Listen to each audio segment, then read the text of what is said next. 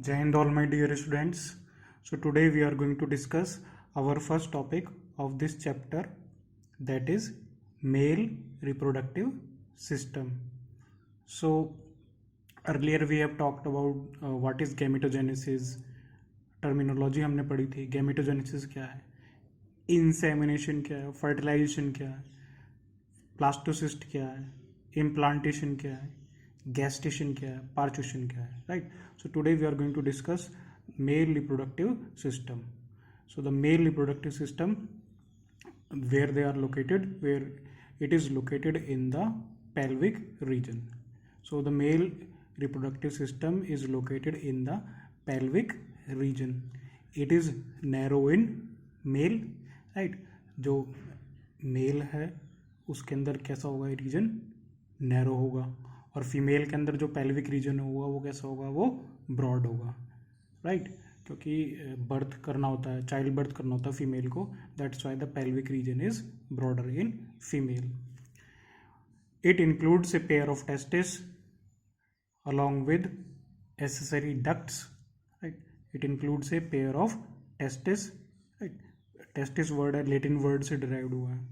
So it includes a pair of testis along with accessory duct, glands and external genitalia, right? So these are the parts.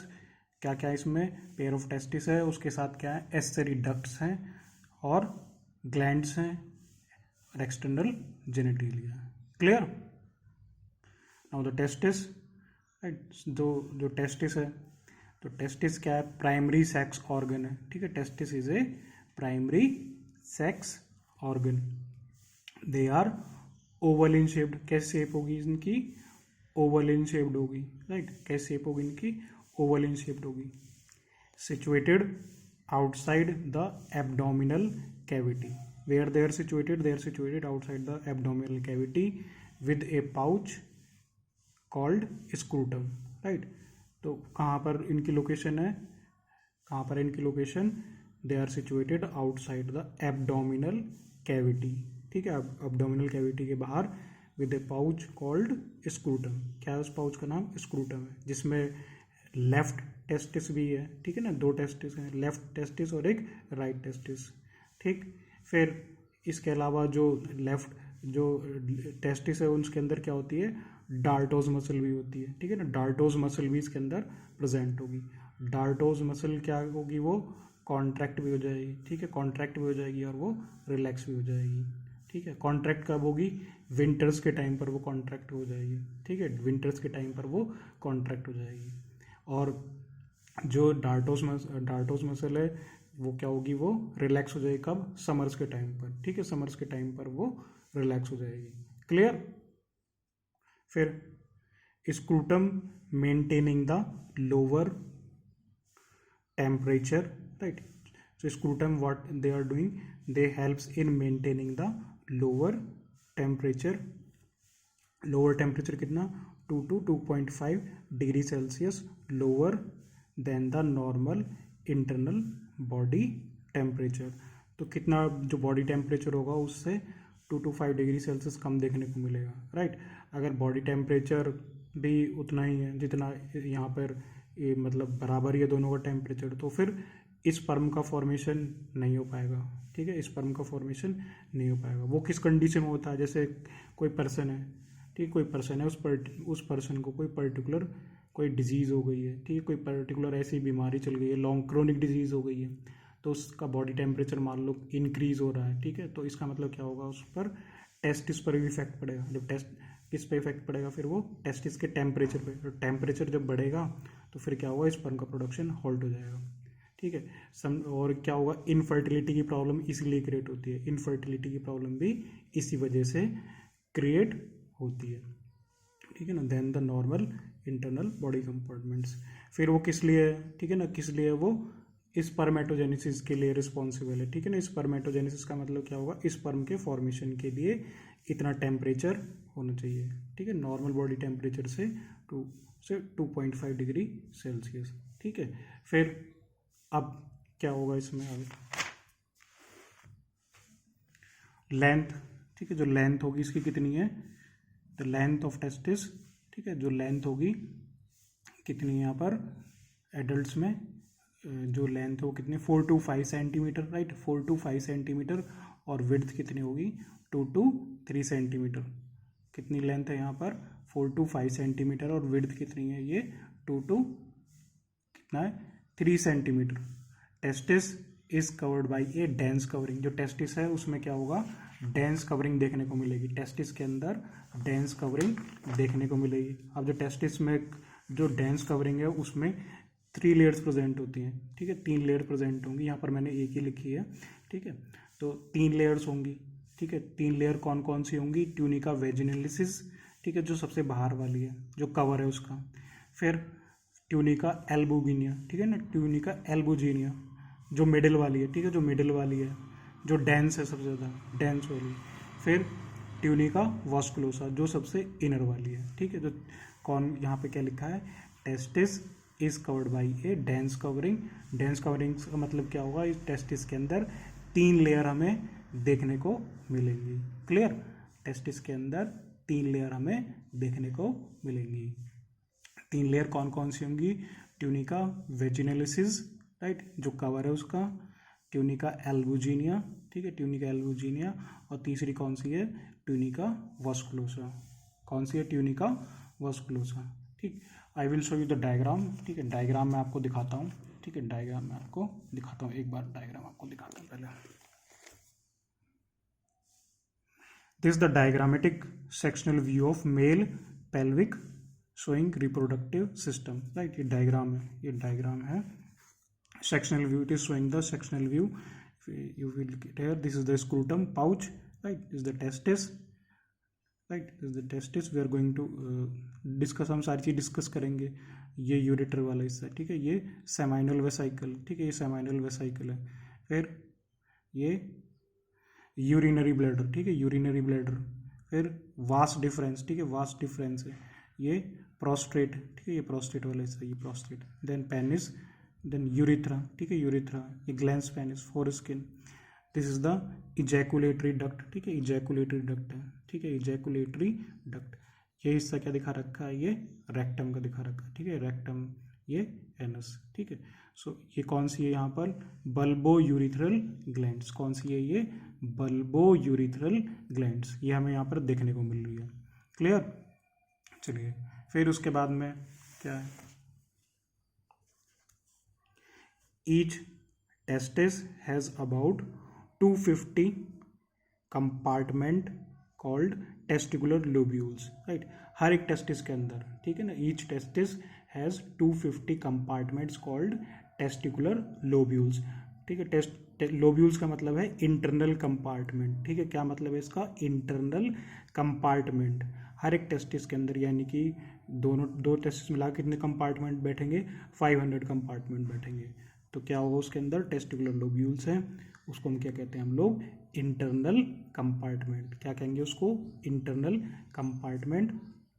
It contains 1 to 3 highly coiled, ठीक है, क्या होगा उसके अंदर, highly coiled seminiferous tubules, ठीक है ना, क्या होगा उसके अंदर, हर एक कंपार्टमेंट के अंदर क्या होगा, 1 से 3 हाईली कॉइल्ड सेमिनिफेरस ट्यूब्यूल्स हमें देखने को मिलेंगी, ठीक है ना। सेमिनिफेरस ट्यूब्यूल्स में क्या होगा, स्पर्म्स जो प्रोड्यूस हो रहे हैं, ठीक है, समझ में आई बात। जो टेस्टिस है, टेस्टिस के अंदर 250 कंपार्टमेंट हमें देखने को मिल रहे हैं, ठीक है ना, 250 कंपार्टमेंट हमें देखने को मिल रहे हैं, उसको हम टेस्टिकुलर लोब्यूल्स कहते हैं, ठीक है ना, टेस्टिकुलर लोब्यूल्स कहते हैं, ठीक।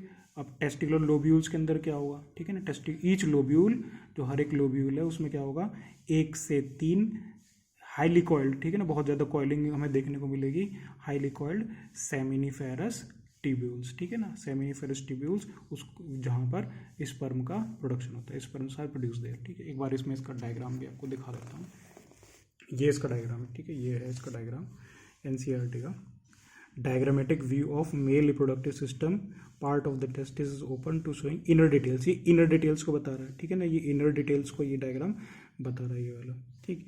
ये देखिए आप, ये देखिए, ये है टेस्टिकुलर लोब्यूल्स, ठीक है, टेस्टिकुलर लोब्यूल्स है, ठीक है, टेस्टिकुलर लोब्यूल, और हर एक लोब्यूल के अंदर, ठीक है ना, ये हर एक लोब्यूल के अंदर क्या है, यहाँ पे एनसीईआरटी में डायग्राम क्लियर नहीं है खैर, ठीक है। तो हर एक लोब्यूल के अंदर क्या है, 1 और 3 हाईली कॉइल्ड सेमिनिफेरस ट्यूब्यूल है, ठीक है ना, कॉइल्ड फॉर्म में। अब कॉइल्ड फॉर्म में, ठीक है ना, कॉइल्ड फॉर्म में, ठीक, कॉइल्ड फॉर्म में वो। और ये क्या है, रीटे टेस्टिस है, ठीक है ना, रीटे टेस्टिस है। रीटे का मतलब जाल जो होता है, ठीक है ना, रीटे का मतलब जाल जो बना हुआ है, ठीक है। फिर वासा एफ्रेंसिया, ये क्या है, वासा एफ्रेंसिया वाला पार्ट दिखा रखा है। फिर एपिडिडाइडिमस, ठीक है ना, एपिडिडाइडिमस ये है, ठीक है ना, एपिडिडाइडिमस वाला पार्ट है। देन वास डिफरेंस, ठीक है, वास डिफरेंस वाला पार्ट है। फिर यूरेटर, ठीक है, ये सारे part, urinary bladder, seminal vesicle, ठीक है ना, प्रोस्ट्रेट, बल्बो यूरिथ्रल ग्लैंड्स, ठीक, यूरिथ्रा, ठीक है ना, यूरिथ्रा। तो हम किसकी बात कर रहे थे यहाँ पर, हम बात कर रहे थे यहाँ पर सेमिनिफेरस ट्यूब्यूल, टेस्टिकुलर लोब्यूल्स की बात कर रहे थे। टेस्टिकुलर लोब्यूल्स के अंदर क्या देखने को मिलेगा, each lobule has 1 to 3 highly coiled seminiferous tubules, ठीक है, हाईली कॉइल्ड सेमिनिफेरस ट्यूब्यूल्स हैं, ठीक, हाईली कॉइल्ड सेमिनिफेरस ट्यूब्यूल्स जहाँ पर स्पर्म प्रोड्यूस होगा, ठीक है। फिर सेमिनिफेरस ट्यूब्यूल्स में हमें क्या क्या देखने को मिलेगा, ठीक है ना, each seminiferous tubule is lined by दो टाइप की सेल हमें देखने को मिलेंगी। सेमिनिफेरस ट्यूब्यूल्स के अंदर हमें 2 टाइप की सेल, एक मेल जर्म सेल है, ठीक है ना, एक मेल जर्म सेल है, एक मेल जर्म सेल है, और दूसरी कौन सी है, सर्टोली सेल्स, ठीक है, एक मेल जर्म सेल्स है और दूसरी कौन सी है, सर्टोली सेल्स, ठीक। Male germ cells, male germ cell क्या है, स्पर्मेटोगोनिया, ठीक है, मेल जर्म सेल क्या है, स्पर्मेटोगोनिया, ठीक है ना, मेल जर्म्स क्या है, स्पर्मेटोगोनिया, क्लियर। तो मेल जर्म सेल्स में क्या हो रहा है, म्योटिक डिवीजन हो रहा है। म्योटिक डिवीजन का मतलब मियोसिस, ठीक है, male germ cell it will undergo meiosis, और फिर क्या होगा, यहाँ पर स्पर्म का फॉर्मेशन होगा। जो मेल जर्म सेल होती है, ठीक है ना, जो मेल जर्म सेल होती है उसका नंबर क्या होता है, लार्ज होता है, लेकिन वो साइज में छोटी होती है, ठीक है ना, साइज में कैसी होती है, वो छोटी होती है, ठीक। फिर उसके बाद कौन सी है, Sertoli sales, right, Sertoli cells का साइज बड़ा होता है, ठीक है, नंबर इनका स्मॉल होता है, सर्टोली सेल्स, ठीक है। सर्टन 2 सेल्स हैं, एक तो मेल जर्म सेल्स और दूसरी कौन सी है, सर्टोली सेल्स। सर्टोली सेल्स का साइज बड़ा होगा और नंबर स्मॉल होगा। ये किस में मदद करेगा, ये न्यूट्रिशन नरिशमेंट में मदद करेगा। किसके नरिशमेंट में मदद करेगा, ये मेल जर्म सेल, ठीक है ना, जर्म सेल्स के नरिशमेंट में मदद करेगा, clear. Sertoli cells provide nutrition to the germ cells, ठीक है। अभी मैंने आपसे बात करी थी किसकी, सेमिनिफेरस ट्यूब्यूल के बारे में बात करी थी। तो सेमिनिफेरस ट्यूब्यूल्स कैसी हैं, वो हाईली कॉइल्ड है।